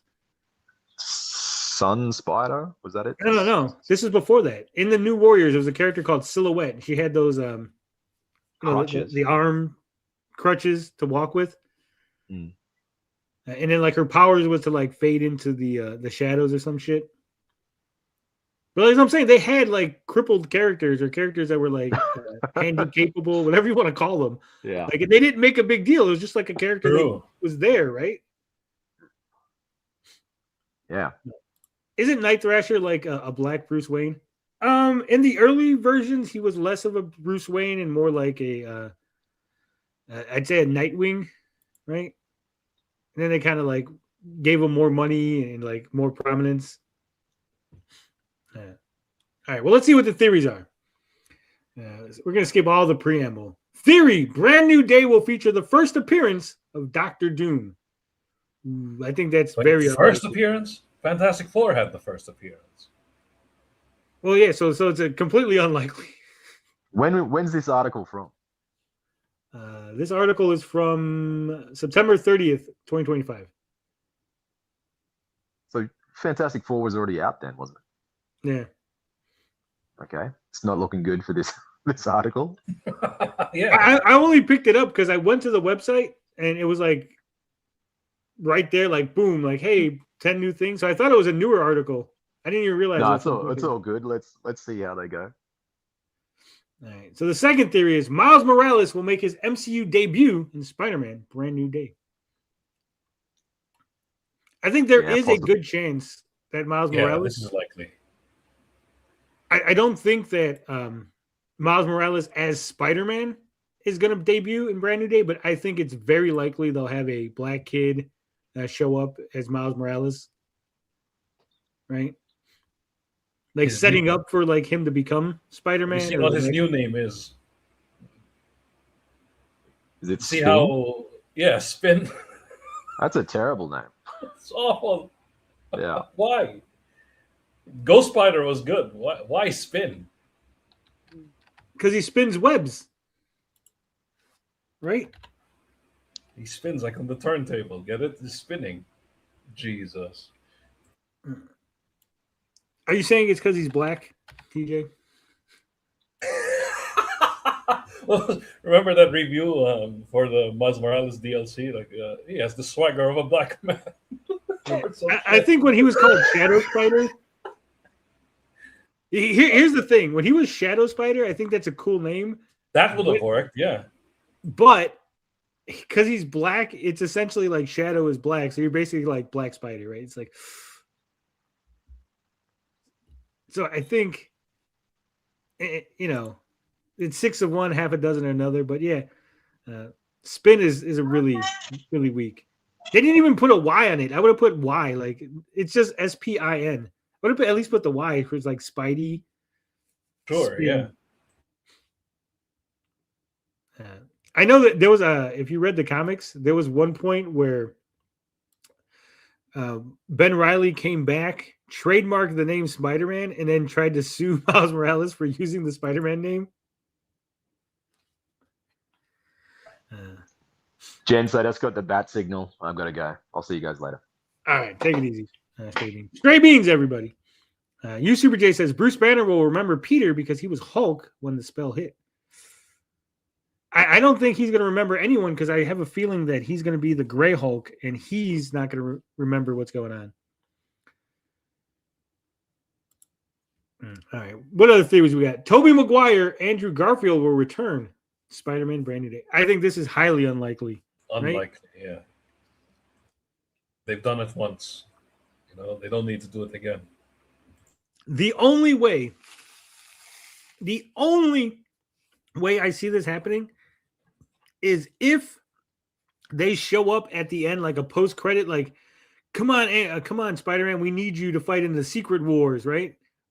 And then that leads into Secret War. But I think that's a long shot, especially if the rumors are to be believed that Tobey Maguire dies at the beginning of Doomsday, right? So I don't think that's. I know Jester Bell's really upset about that, Toby dying. But unless that's false and he doesn't die, I don't see Toby coming back in this, right? At all. So what else we got going? Vincent D'Onofrio will return as Kingpin in Brand New Day. I think he shot that down. I think he said he wanted to show up in a Spider-Man movie, but they had not tapped him. Well, that sucks. Not even a cameo, like, you know, hey, he's the mayor of New York. Yay! Not even that. No, because I think by the time the movie takes place, that Daredevil season 2 will have already happened. And I'm pretty sure he's going to be not the mayor of New York anymore, right? They might reference him, but I think he's going to be pretty much. There's no way that he stays mayor after Daredevil season 2, right? Yeah. So, I mean, would it count? Here's a question. Would it count, in your opinion, if there was like a newspaper like article like mayor disgraced or mayor goes to jail and it's like a picture of D'Onofrio? Would that count as him being in Brand New Day? No. That's a name drop or an Easter egg. No, but like if it's like what if he's watching the TV and he's like, and they show him like mayor being escorted to jail, but it's literally just like a clip from Daredevil. Yeah, I used footage from the series. So it still doesn't count. D-Tank wants to see Spidey hanging out with Human Torch in the Fantastic Four. I mean, that would be a good.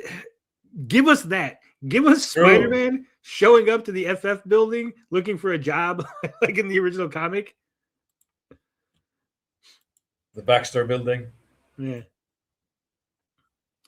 Ned and Mary Jane will be revealed as a couple after No Way. No, that's already shut down. Oh, that's I know Ned is the CEO of Sex, but from my understanding, she's getting a new love interest, And I don't even think Ned's coming back. I don't think they mentioned anything about him being in the movie. It was weird that he was Ned Leeds anyway, just because I don't remember Ned Leeds being Spider-Man's like high school buddy, and they didn't do anything with the whole Hobgoblin connection. It was just like, oh, we just called him Ned Leeds. It's like, but why, right? Like, if you're not going to do anything with it, if there was not even a hint of him becoming a goblin or a pawn, it was like, why even name drop him? Spider-Man will get his black symbiote suit in Brand New Day. Again, I think this is a huge long shot. The only possibility I see is, again, maybe an end credit scene or something, but I think it's more likely if there is anything with the Venom symbiote that was left over. I could see the Scorpion getting it at the end, right? Scorpion gets defeated in this movie. He escapes. He shows up at a bar, and then you just see the little like thing inching towards him, right? It'll be like in the comics when Mac Gargan became Venom. Yeah. You Super J says, yeah, they did the same thing with Betty Brant. Yeah, that was stupid. It's like, yeah, CJH is saying like they stole characters from the Miles Morales, circle. Yeah, what the hell's his name? Gaki or something like that? Like the Asian dude that he was friends with? Yeah. They stole aspects from Miles Morales and gave it to MCU Spider-Man. Well, I guess that's kind of fitting since Peter Darker was stealing from Spider-Man to begin with, right? Stole a little back, got a little get back. Yeah. Even the Friendly Neighborhood Spider-Man cartoon steals some shit. So it's like it's equal stealing. An eye for an eye. Spider-Man Brand New Day will feature a gang war storyline. Well, I think that's... Well, this is obvious. This one's like the no shit category. I'm going to say no. This is not what's going to be in the movie. Well, not the way they're depicting it, like all these super villains and shit. Maybe just gang war, No, I don't think there's going to be a gang war. I think when Spider-Man Brand New Day starts, the gang war is going to either be over or we're going to see the very tail end of the villain, finally condensing power, right? Oh, okay.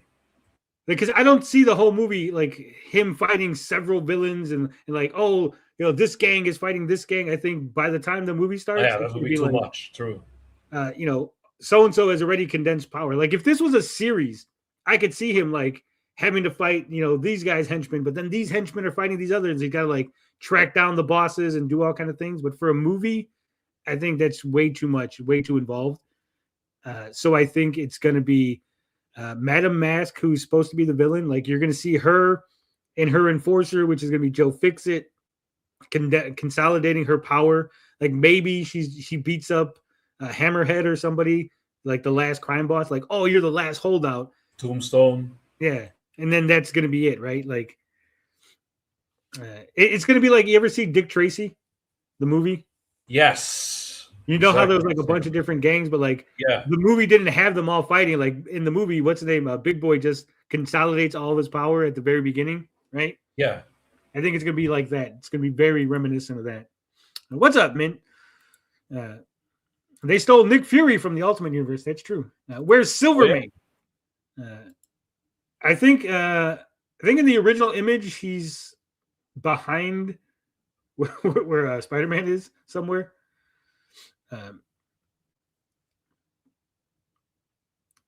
Sadie Sink is playing Gwen Stacy in the MCU. I think that's already been shot down. I think she's playing Jean Grey, they're saying, right?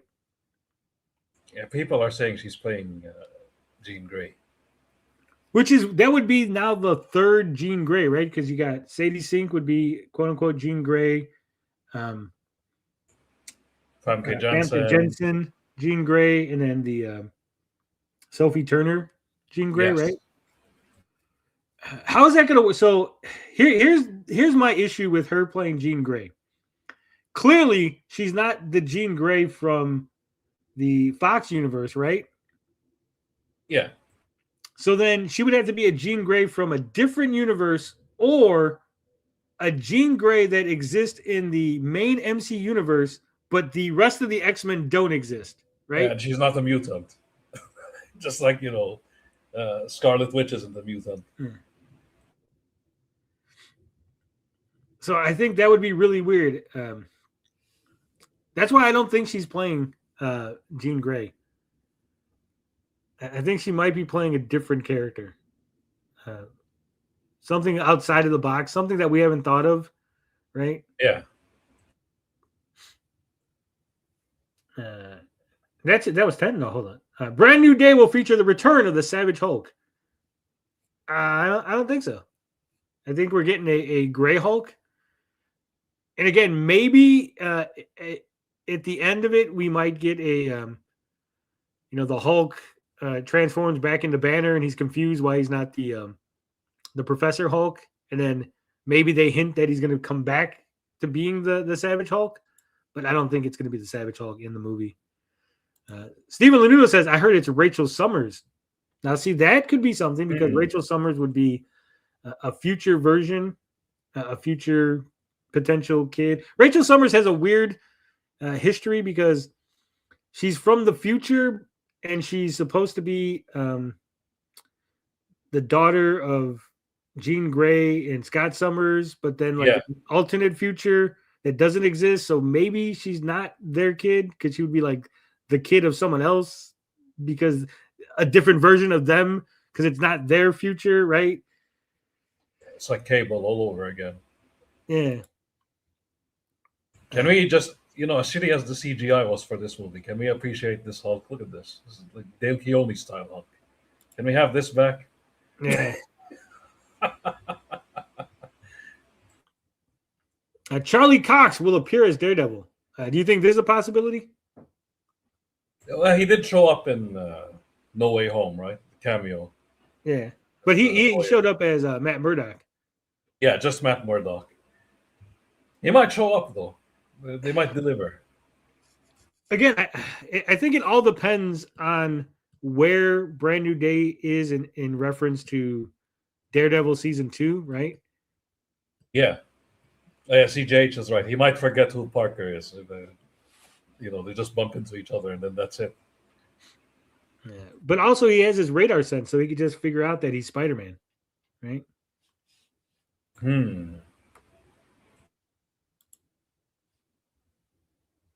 What else? And that's it. That's the last theory. Again, I think this is I think the most possibility is we'll get a name drop. I have a feeling because Frank Castle's in this. I have a feeling that Frank Castle is going to mention Daredevil, right? Either he's going to mention that Daredevil sent him to help out Spider-Man, or that he'll say something. He'll compare Spider-Man to Daredevil, right? But I don't think Daredevil is going to be in the movie. I don't think that's happening.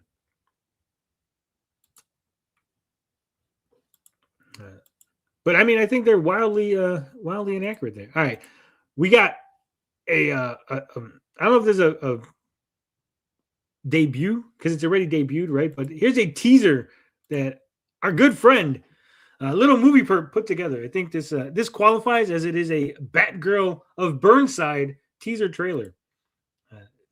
Directed by Little Movie Perp.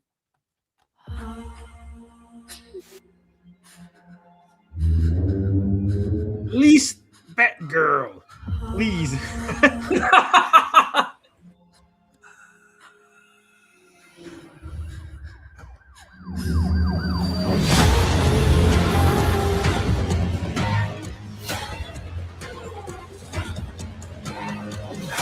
Poison Ivy. Yeah, I'm gonna say, she's not a redhead. Perp, you failed. You did it again. We had a perfectly hot redhead character, and you made her not redhead. She looks more like the Absolute Ivy, right? Like her hair is like more plant-like. Yeah.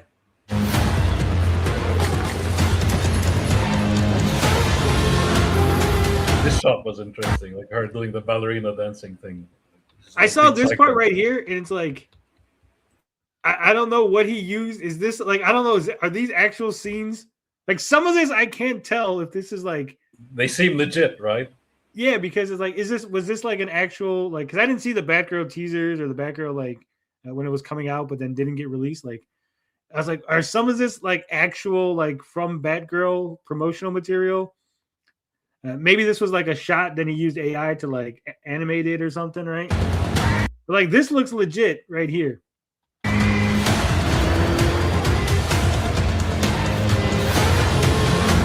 You got the Batmobile showing up. Yep, like a teaser.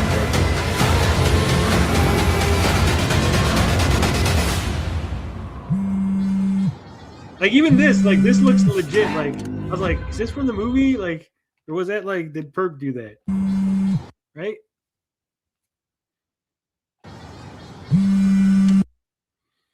You'd think the costume would look awful, but it looks really good. Is her special roommate in the trailer? I don't know. I don't think so. Oh, Hold on, coming in. Perp's gonna give us the director's commentary on this. The AI Star Wars stuff that's been showing up the last few weeks is amazing. I haven't seen any of it. You Super J. You got it. Send me that. Send me that on Twitter. I'll check it out. But I think this looks legit. I think this looks interesting enough, right? What do you think, TJ? wasn't the original villain going to be Firefly? Yeah, but I mean, this is his like this isn't Batgirl. This is the Batgirl of Burnside. Yeah, true. Yeah, I like that. I like this version of Poison Ivy, where she's like completely plant-like and wreaking havoc, collapsing buildings and shit with giant vines. It's interesting. We haven't seen that version yet. What's up, Perp? Chilling. You saw it without me. I was gonna come on in a second. When you asked about it, well, let me see. That was 32 minutes ago when you're like teasers, and I said yeah, and you're like, Dude, that's what it was. I didn't understand. You gave this pointer thing up, and then so I look up and it says comic books if you're promoting comic books, and I'm like, does that mean not teasers? I got in my head. No, you asked. You said ... teasers question mark, and I pointed to it like yeah, also teasers, like whatever you want, like it's related. I got high and I was in my head about it. It was like I was gonna come in and tease my trailer, but then I got high. And then I got high. No, and then I saw you guys talking about it. I was like, oh fuck yeah, let's go. Then I got high. Now I'm sitting in the chat, and I know why. Why is that, Perp? Because I got high. Because you got high. Because you got high. Because I got high. Because you got high. Because I got high. So yeah, that's a nice shot. I agree, Vincenzo.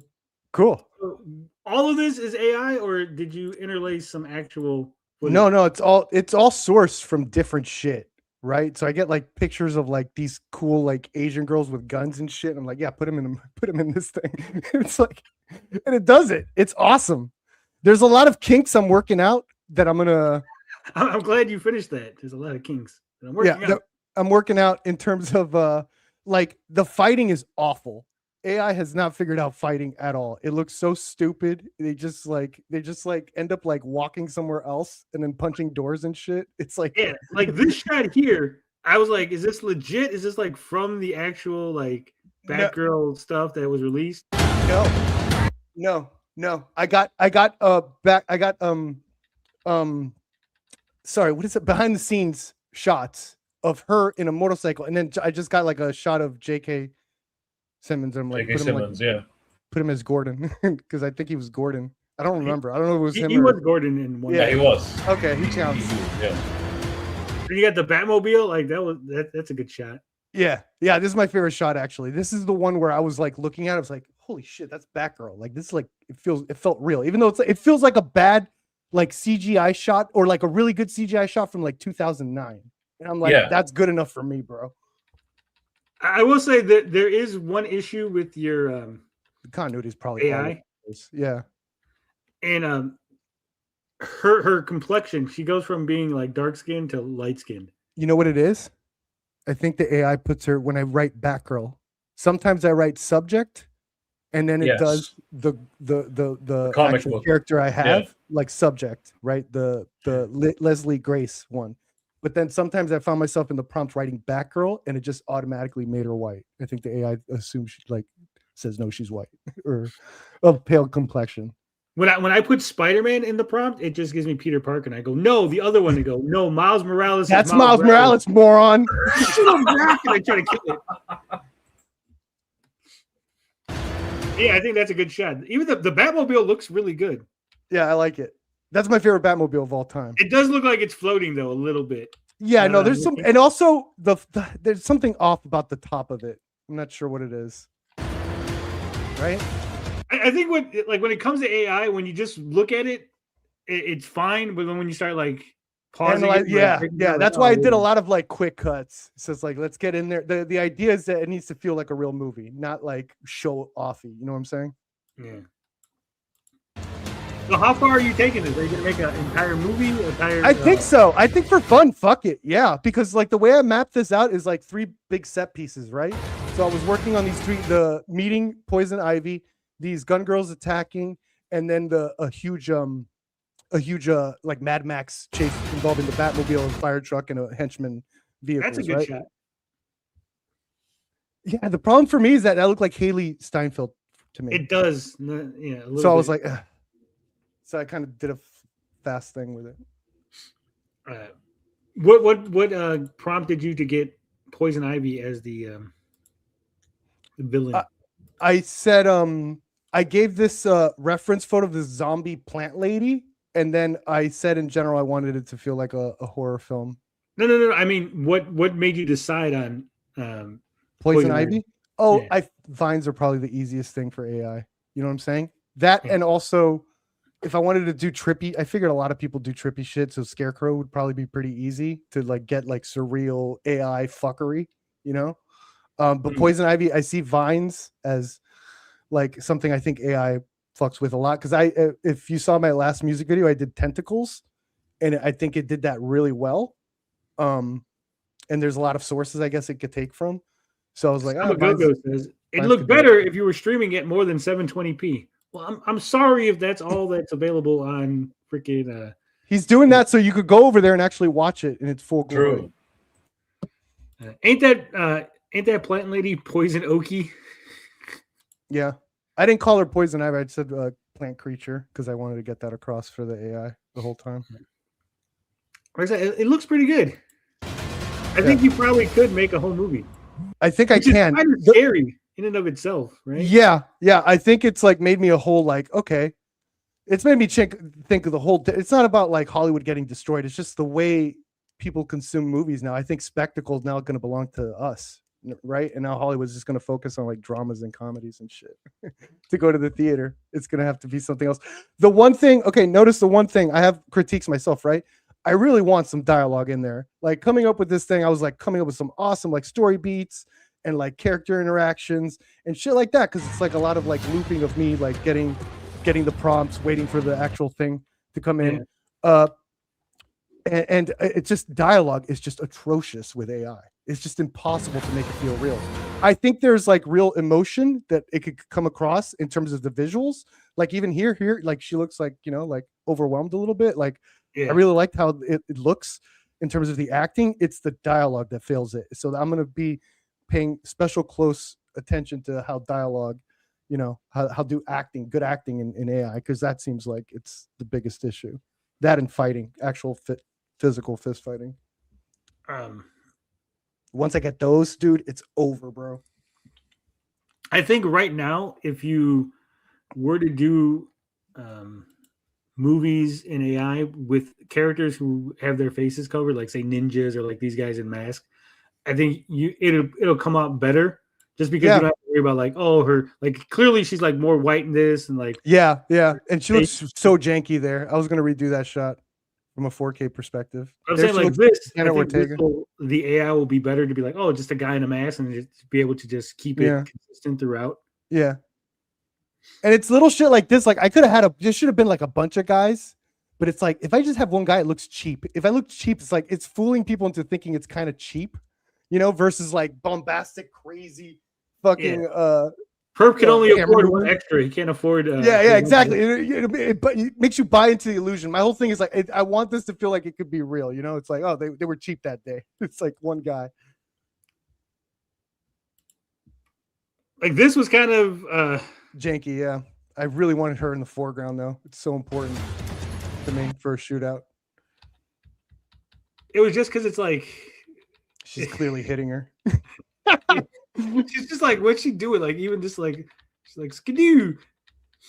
The fighting and action's the hardest thing, but I know how to fix this with like just shot reverse. You just get a shot of her shooting, then you get a shot of then the shot of Batgirl dodging, ricocheting, sparks. Looks awesome.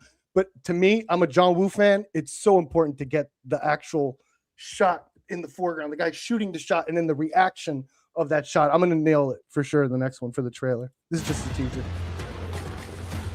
What are you using to do this AI? What is this in? I'm using Nano Banana Pro to get the stills, okay, and then after that, I take it over to Kling 2.0 the most. I've been messing with Kling 2.1, whatever the newest one is, and then also Speed Dance. I started using that one recently for smoothness of movement, and it actually listens to me when I want shaky cam, because that's another thing AI does not listen when I'm like handheld camera.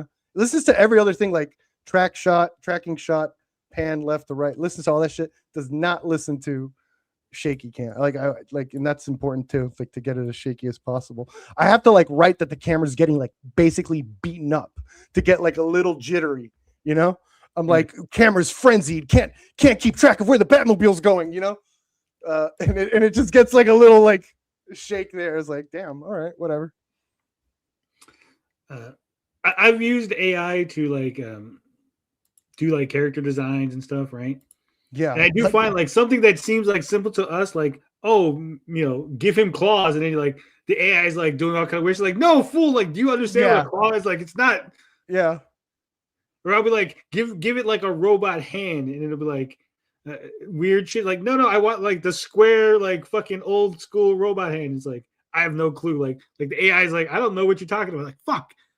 Like, I can't. It's hard awesome to describe what I want without like reference, like, you know, like from that old movie. It's like squares. Like a have you put your pages in? Have you put your pages in and tried to do live action? With a live action?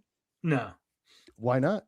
Finbar animated a few panels. I know he's animated, but what if a live action now? That's the next step. I guess later when this comes out. A live action. It like make this real. Yeah, I did that. There was a couple times where I'm like, I want a certain Batgirl pose, and I just got the comic cover, and I just like do this with Leslie Grace, and it did it. I was like, holy shit. I've only played with Grok. I don't go in like the nano banana things and shit. Yeah, Grok is really good too, though. I played with Grok too, not for this one, but for the music shit. It's a natural. The way the girl's hair moves in Grok is great. Green screen that shit. All right. You Super J sent me this. We're gonna take a look at this Star Wars stuff. It's also AI, but apparently it's awesome. Nice. Oh, look at that. Oh, it feels like models too.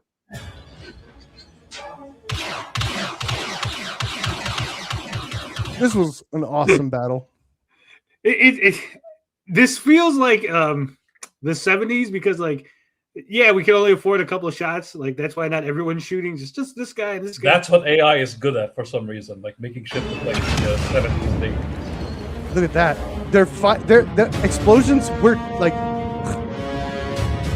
if Hollywood pays more than $500 for explosions from now on, because AI's got that shit on lock, dude. Like, explosions are so good with all you gotta prompt it right with debris, little sparks here or there, the smoke afterwards, and it's perfect.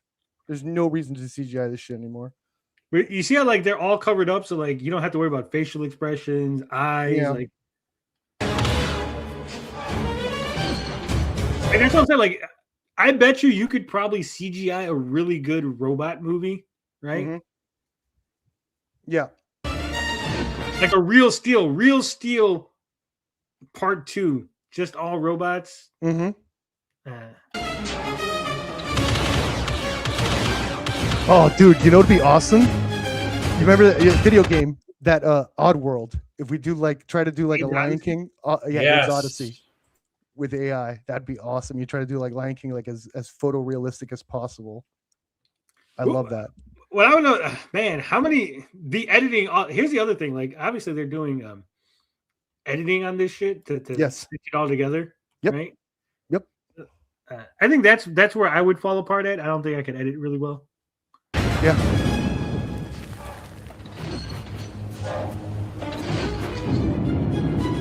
Well, that's why a lot of these tech junkies that are playing with this stuff, they just do like a lot of one shots of people running while fucking shit's going down. Like, if I notice that when I'm like researching, it's like these tech junkies love that one shot of like army guys, all this shit. They're just running and it's like machines or aliens or everything is just like fucking blowing up everywhere. And it's one shot, so they don't have to edit it. You know, it's all like Stormtroopers and men Darth shit. Vader are the best for this. No expressions. Exactly. That's what I'm saying. Like things with helmets or things that are Yeah. like.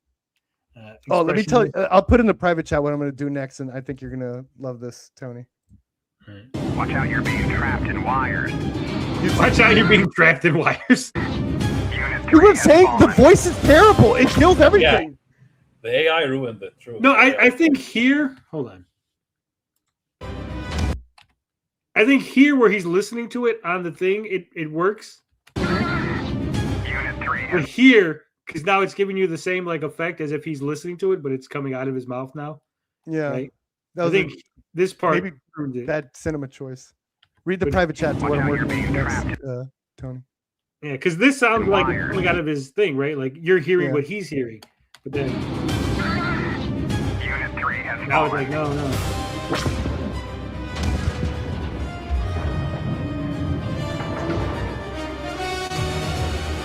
There's one guy with no gun. What are you running to, sir? Damn. See, the explosions look so fucking meaty. It's chunky. I love it. like real Oh hell yeah, purple. Yeah. That's gonna be. Yeah, that's gonna be fun. Oh shit. Luke's coming for him. These is guys long look as good. fuck. It's like 9 minutes. This could be a video game too. Don't they do AI video game shit? Yeah. Oh my god. Everyone, he's on fire. Whoa. It's kind of That's- falling apart now. That guy just Okay, that. He's a That's vampire. typical AI. What you didn't know is that he hit the sunlight and he turned it. He just vampired up. That was That's Luke? clearly Luke. Is this what happened Damn. inside? They're showing what happened inside. Oh my god, fans, come on, guys. But I love how this guy's just standing here like it's gonna burn. I'm on the wrong side. The way they tripped over. Look at that. Vampire. That guy just degraded. He's just showing the horrors of what Luke did. The horror. Sorry, I should say that right. He's not me. Hey, look, they're touching. Just the tips. The tips were touching. You saw that? Oh, You saw their tips touching? gingerly touching their chips together. Those two The stormtroopers, shield generator's man, they down. got something going Fall on there. back. Fall Who are you back. talking to, sir? The camera. Look at that guy just slowly being lowered. This is like that Michael Bay shot when in Transformers when they're jumping out of the plane in slow motion. Yeah. Did you check that? Did you check this? No, I didn't. You could see his big goofy eyes. Is that Oh, supposed yeah, to be? Oh, we His eyes can't are see. bugging out. That's maybe it's a creature. Yeah, it's not a regular human. It's a That'd be An awesome alien if monster? he takes off the thing and it's Watto. Hey! That'd be fucking awesome. Bring that guy back. Put that guy in an action scene. I think the beginning was good. It's starting to fall apart a little. Like these look Yeah. like tiny people. They don't look like it looks like bad CGI now. Yeah, with models. Because the things aren't moving either. Yeah, this is pretty good. Do some sweeping shots. They didn't know how to prompt the drone shot. That's a difficult one. How to prompt a drone. You gotta do a drone shot of them running. Well, I think for you it helps because you're a director, so you're familiar with the terminology and like what kind of shots. I think they're just more like show stormtroopers running and do this, Yeah. right? Like Show him not liking it. That's pretty good though. This is fun. This is fun. Like anyone could do this. This could be a freaking 9-year-old, bro. Fucking awesome. That's sad that you said that. Like it could, like we're like critiquing some 9-year-olds. Man, Exactly. Yeah. Did I That's feel why I bad, want to though? turn it to like, Like- you know what? This is awesome because everyone should be doing this for your own Star Wars. would you feel bad critiquing a 9-year-old's AI prompted Star Wars film? Yeah, because we didn't know. I wouldn't feel Yeah. bad. No, you wouldn't. They're like Maddox. That's what he got picked in. Yeah. I don't think we're gonna watch all 9. This is Yeah, that's a lot of Star Wars in the snow too. I don't remember Vader being there. Was Vader there? Yeah, remember he busts through In the snow like that? Just getting around? in this. Well, he goes inside. Remember before they escape, he's in the hallways and shit. This might be afterwards. You know what? Because we're seeing the other side, so yeah, he probably was out there. Like we just never seen that shot. Yeah. You're treating this like Game of Thrones and shit. The music. Oh, should have been a silent shot, and just keep the violin going. Yeah, there you go. Yeah, this is fun, man. Anyone should do that. That's what I'm saying. You can do this with your fucking your own characters, right? Like all you comic motherfuckers should be having a live action version of your AI comics Wars, now. The Slop Strikes Back. Yeah, That's a good shot. Look at it.